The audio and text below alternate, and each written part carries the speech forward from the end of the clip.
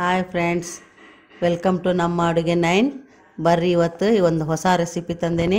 ಎಲ್ಲರಿಗೂ ಗೊತ್ತಿರೋದು ಇದು ಕಿರಿಕ್ಸಾಲಿ ಸೊಪ್ಪು ಅಂತ ಹೇಳ್ತೇವೆ ನಾವು. ಉತ್ತರ ಕರ್ನಾಟಕದಾಗ ಭಾಳ ಫೇಮಸ್ ಇದು, ಮತ್ತು ಎಲ್ಲರೂ ಬಳಸ್ತಾರೆ. ಎಷ್ಟೇ ಬಡ ಜನರಿಗೆ ಇದು ಆಹಾರ ಆಗೈತಿ. ಈ ನಾನು ಒಂದೆರಡು ಸೊಪ್ಪು ತೊಗೊಂಡು ಬಂದೇನೆ ಕಿರಿಕ್ಸಾಲಿ. ಅದನ್ನೆಲ್ಲ ಬಿಡಿಸ್ಬಿಟ್ಟು ಕ್ಲೀನಾಗಿ ತೊಳಿತಾ ಇದ್ದೇನೆ ನೋಡಿ.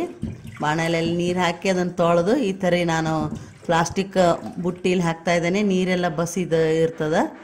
ಆಮೇಲೆ ನೋಡಿರಿ, ಬಾಣಲೆ ಕಾಯಕ್ಕಿಟ್ಟು ಎಣ್ಣೆ ಹಾಕಿದ್ದೇನೆ. ಎಣ್ಣೆ ಸರಿಯಾಗಿ ಬಿಸಿ ಆದಮೇಲೆ ಬೆಳ್ಳುಳ್ಳಿ ಹಾಕಿದ್ದೇನೆ. ಈ ಪಲ್ಯ ಮಾಡೋದು ಭಾಳ ಈಸಿ ರೀ, ಮತ್ತು ಭಾಳ ಸಿಂಪಲ್. ಭಾಳ ಐಟಮ್ಸ್ ಏನು ಬೇಕಾಗೋದೇ ಇಲ್ಲ ಇದಕ್ಕೆ. ಬೆಳ್ಳುಳ್ಳಿನ ಮೇನ್. ಬೆಳ್ಳುಳ್ಳಿ ಹಾಕ್ತಾ ಇದ್ದೇನೆ. ಆಮೇಲೆ ನಾನು ಹಸಿ ಖಾರ ಹಾಕ್ತಾ ಇದ್ದೇನೆ. ಯಾಕಂದರೆ ಸೊಪ್ಪಿಗೆ ಯಾವಾಗಲೂ ಹಸಿ ಖಾರ ಹಾಕಬೇಕು, ಇಲ್ಲಾಂದ್ರೆ ಹಸಿ ಮೆಣಸಿನ್ಕಾಯಿ ಕಟ್ ಮಾಡಿ ಹಾಕಬೇಕು. ಈ ರೀತಿ ಬೆಳ್ಳುಳ್ಳಿ ಹಸಿ ಮೆಣಸಿನ್ಕಾಯಿ ಮಿಕ್ಸ್ ಮಾಡಿ ಫ್ರೈ ಮಾಡೇನೆ. ರುಚಿಗೆ ಒಂಚೂರು ಉಪ್ಪು ಹಾಕೇನೆ. ಬೇಕಾದ್ರೆ ಒಂಚೂರು ಅರಿಶಿನ ಪುಡಿನೂ ಹಾಕ್ಬೋದು. ಈ ರೀತಿ ಇದನ್ನು ಫ್ರೈ ಮಾಡ್ತಾ ಇದ್ದೆ ನೋಡಿರಿ. ಸೊಪ್ಪು ಮಾಡೋದು ಭಾಳ ಹಗುರ, ಅಂದರೆ ಈಸಿ. ಅದಕ್ಕೀಗ ಒಗ್ಗರಣೆಯಲ್ಲಿ ನಾನು ಸೊಪ್ಪು ಹಾಕ್ತಾ ಇದ್ದೇನೆ ಕಿರಿಕ್ಸಾಲಿ. ಇದು ಎ ವಿಟಾಮಿನ್ ಇರ್ತೈತಿ ಇದ್ರಾಗ. ಕಣ್ಣಿಗೆ ಭಾಳ ಚಲೋ, ಕಣ್ಣು ಭಾಳ ಸರಿಯಾಗಿರ್ತಾವೆ. ಆಮೇಲೆ ಕಿರಿಕ್ಸಾಲಿ ಹಗಲೆಲ್ಲ ತಿನ್ನಬೇಕು, ಆಗಾಗ ಮಾಡಿ ಸೊಪ್ಪು ತರಕಾರಿ ಉಪಯೋಗ ಮಾಡಬೇಕು. ಆರೋಗ್ಯಕ್ಕೆ ಭಾಳ ಒಳ್ಳೆಯದು.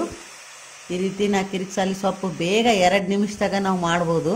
ಆಮೇಲೆ ಬಿಸಿ ಬಿಸಿ ರೊಟ್ಟಿಯೊಂದಿಗೆ ಇದು ಭಾಳ ರುಚಿ ರೀ. ಭಾಳ ಸಿಹಿ ಹತ್ತೈತೆ ಪಲ್ಯ.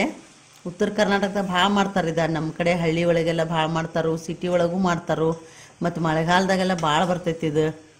ಭಾಳ ಈಸಿ ಮತ್ತು ನಮ್ಮ ಆರೋಗ್ಯಕ್ಕೆ ಭಾಳ ಉಪಯೋಗ ಐತಿ. ಈ ರೀತಿ ಇದನ್ನು ಎಣ್ಣೆ ಒಳಗೆ ಇದನ್ನು ಏನು ಫ್ರೈ ಮಾಡ್ತಾ ಇದ್ದೇನೆ ನೋಡಿರಿ. ಭಾಳ ರುಚಿ ಆಕೈತಿ. ನೀವು ಮಾಡಿ ನೋಡಿರಿ ಫ್ರೆಂಡ್ಸ್. ನಾ ಏನೇನು ರೆಸಿಪಿ ತೋರಿಸಿರ್ತೇನೆ ಅದನ್ನೆಲ್ಲ ಟ್ರೈ ಮಾಡಿರಿ. ಮಾಡಿ ಕಮೆಂಟ್ಸ್ ಹಾಕಿರಿ ನಮಗೂ ಕೂಡ. ಆಮೇಲೆ ನಿಮ್ಮ ಫ್ರೆಂಡ್ಸಿಗೂ ಹೇಳ್ರಿ, ಈ ಥರ ಎಲ್ಲ ಮಾಡ್ಬೋದು ನಾವು ಅಂಥೇಳಿ. ನಮ್ಮ ವಿಡಿಯೋನ ಅವ್ರ ಜೊತೆ ಶೇರ್ ಮಾಡ್ಕೊರಿ.